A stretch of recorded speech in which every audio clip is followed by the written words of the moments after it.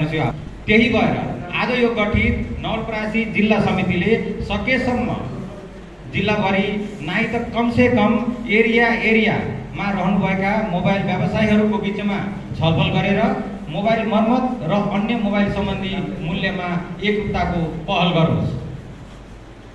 भारतीय बजारबाट आइरहेको डुप्लिकेट मोबाइलहरू जसले सर्वसाधारणलाई झुक्काएर बेचिरहेका हुन्छन् त्यस्ता गतिविधिहरूको रोकथामका लागि सम्भव हुन्छ भने जिल्ला प्रशासन कार्यालयसँग समन्वय गरेर जनचेतना सम्बन्धी कार्यक्रम पनि सञ्चालनमा ल्याओस्।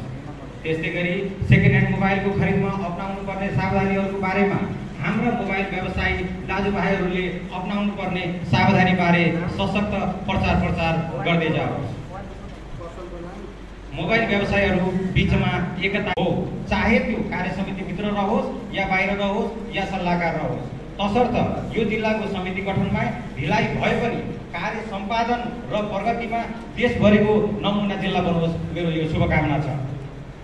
फेरि पनि आजको कार्यक्रममा पाल्नुभएका सम्पूर्ण मोबाइल व्यवसायीहरूलाई हार्दिक स्वागत गर्दै मेरा दुई शब्द यही टुङ्ग्याउँछु।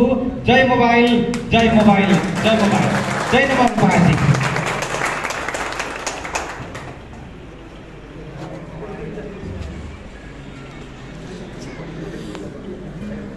धन्यवाद हाम्रो हरि बहादुर पाण्डे सर, यस्तो राम्रो मिठो व्याख्यात्मक गरिदिनु भएकोमा मैले धेरै धेरै धन्यवाद दिन चाहन्छु।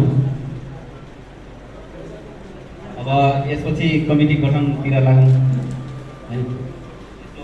हामीलाई लगभग यो हाम्रो समिति गठनको प्रक्रिया चाहिँ पुरा गरिसकेका छन्। तैपनि एकचोटि मैले नाम लिएर सबैलाई जानकारी गराउन चाहन्छु।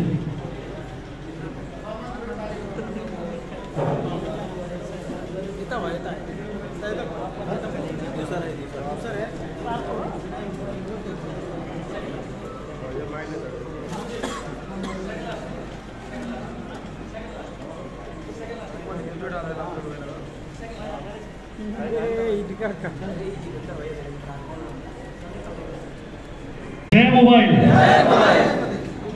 नेपाल मोबाइल व्यवसायी संघ नवलपरासी जिल्ला कमिटी गठनका संयोजकजी, आजका प्रमुख अतिथि लुम्बिनी प्रदेशमा अहम भूमिका खेल्नुभएको र केन्द्रमा उपाध्यक्ष रहनुभएका दीपक पाण्डेजी, साथै यस प्रदेशका प्रदेश अध्यक्ष अत्यन्त लगनशील व्यक्तित्व शेषनारायणजी,